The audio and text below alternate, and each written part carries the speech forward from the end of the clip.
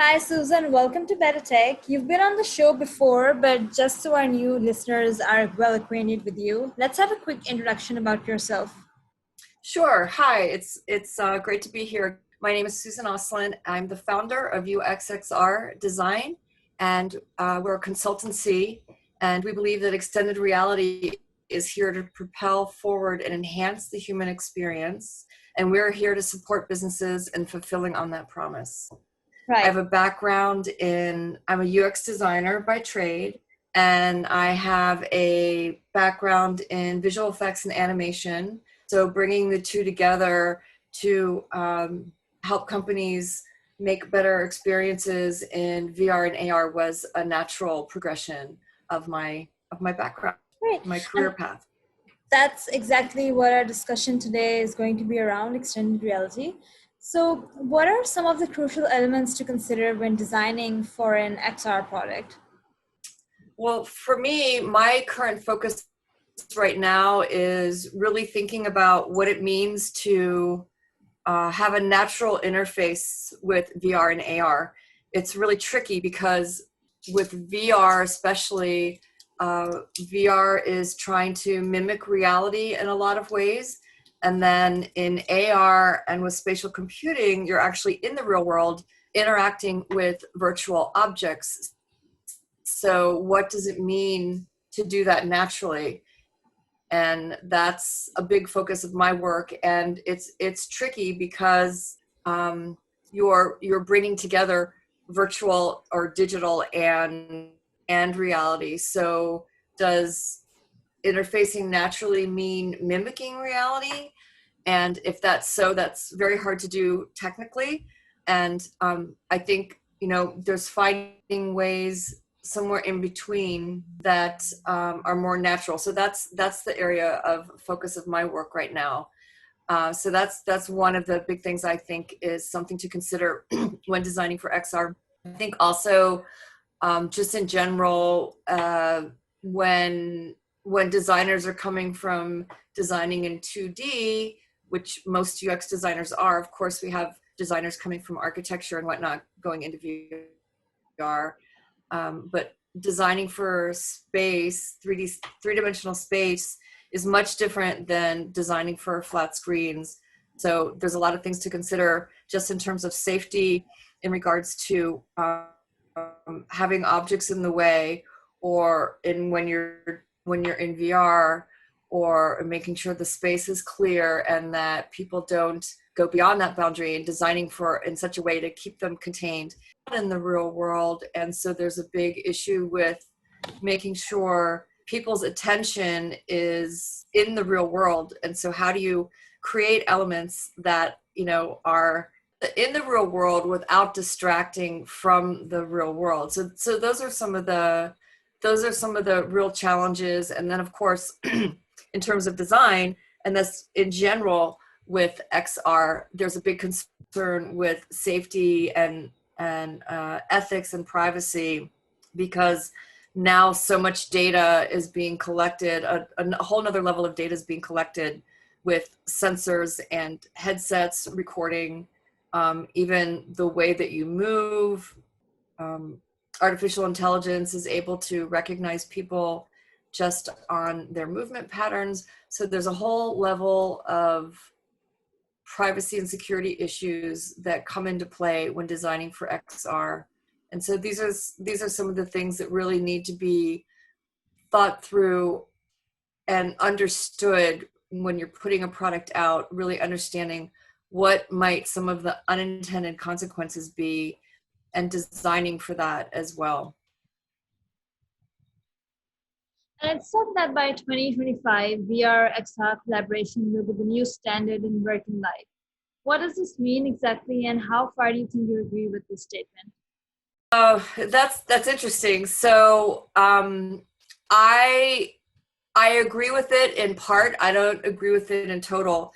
I think that in terms of collaboration, like brainstorming type collaborations and meetings, I definitely agree with that, because it's already being done. And I know that myself and the group at Open Air Cloud, we've already started experimenting in creating live panels in mixed reality where we're in a physical room.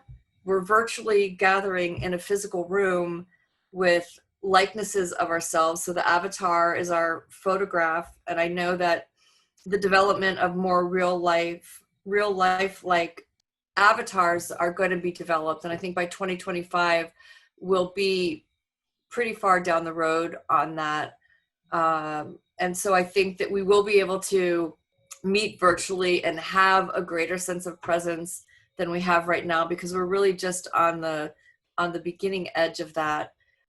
I would be very surprised if we're actually going to be putting on a headset and doing all of our like typing and reading. It feels to me like having that be natural and not having eye strain and things like that, it seems less likely by 2025, but maybe they'll surprise me. I'm not a mind reader. You know, I don't have a crystal ball. I can't say for sure, but that seems less likely. That makes sense, makes sense. And do you also think that XR will be more inclusive going forward? Most of us, those of us, creators in the industry, and again, my affiliation with OpenAI Cloud, we're all about, you know, making sure that it is, and creating and thinking and designing for spatial computing and XR with that in mind. And definitely, I think that I recently hosted a panel on a very similar subject that talked a lot about how with spatial computing and the amount of sensors that will be in the environment will really allow for more access for differently abled people.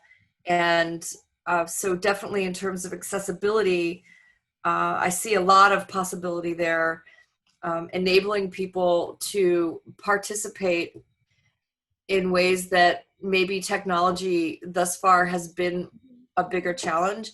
I think that the use of sensors and the data will help to make accessibility more natural for creators, and more tools to work with to make it more, to make it easier for people with disabilities to overcome their disabilities.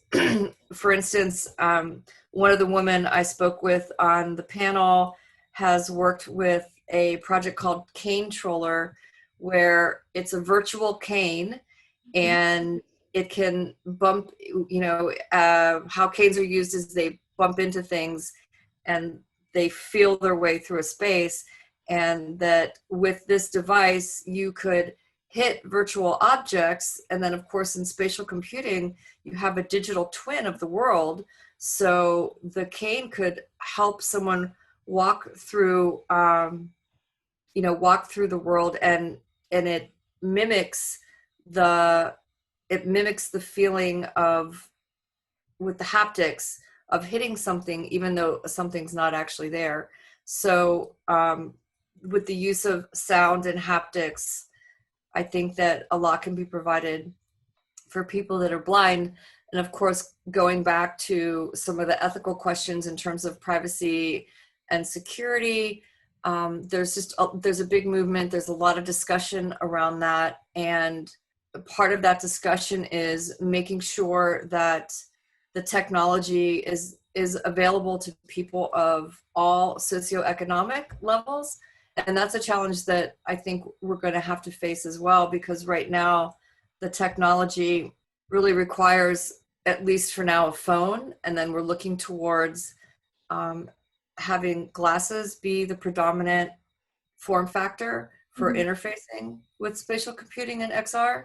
So how do people of lower socioeconomic classes get access to the technology, or how can we as creators make it accessible? And so those are definitely conversations that are happening and concerns that organizations like the Open Air Cloud are trying to address. That's actually something that I wanted to talk to you about. Like, How will VR and XR bring spatial computing to life? And currently, what do you think is holding spatial computing back? Well, I think the biggest thing that's holding spatial computing back is 5G. Spatial computing really, to be realized the way we are all envisioning it, requires 5G. And I think that bringing 5G to the masses is going to take a long time and be hard, because it's different than the regular wireless that we have now. It requires a lot more um, placement of the technology. I don't know a lot about the technical terms of the technology, but I do know that with 5G, there's a secondary component called edge computing. And so, and that requires, it's very small. It, it covers very small spaces. And so the technology needs to be placed um, in a lot of places, as opposed to having one tower that covers a large area. So I think that's one of the biggest challenges for spatial computing and XR. I think another challenge is I don't know how ready people are for it. Uh, VR has had a very slow adoption. So maybe there's a reason why, like, by the time 5G is actually available, maybe people will be more ready for it. And then also, I think just the form factor, I don't see it really working very elegantly with a phone. It's very unnatural to be walking around looking down at a phone. It needs to come up and to our natural, viewpoint in the eye, whether that's glasses. I know people are working on contact lenses. I have no idea how that would work, but I think it's fascinating, and I can't wait to see the first implementation of that. But so also then the glasses, or whatever form factor it's end up being, is not really available yet. And do you think the spatial computing will replace smartphones? Ah, um, Yes, I do. I think it'll be an evolution. Like right now, the primary way to experience augmented reality is through the phone. There are headsets, but those are so limited. Very few people have headsets. There are more consumer-driven AR mixed reality glasses coming on the market. Nreal has something that I think is priced for the consumer around $500. I'm not sure, which is less than the cost of a phone, but still expensive. And then I know there's a company called Zappar, a product called Zappar, Zappar, and they are currently in a round of funding for a pair of augmented reality, mixed reality glasses for $40. So that's a company that's definitely looking at that problem of accessibility and inclusivity and wanting to make the technology accessible to the masses. So yes, I think it will replace smartphones, but it's going to be an evolution, and we're going to have smartphones mixed with glasses. Right. And then I think eventually, like in the Matrix or some movie, we won't have phones anymore. We'll just have gadgets on our wrist and earphones and glasses. No So, more phones. Susan, this brings me to the big question that then what do you think is natural about interfacing with XR?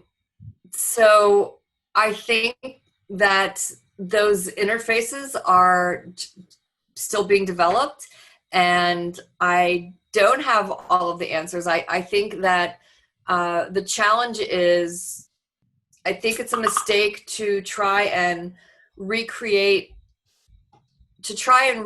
reality, but to find a natural way to interact.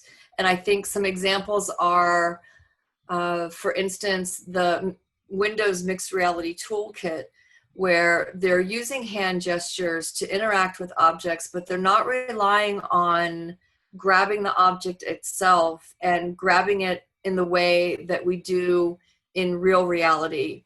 they have created a system where there's like a cube that surrounds the object, and they've made signifiers and affordances on the cube that make it very clear.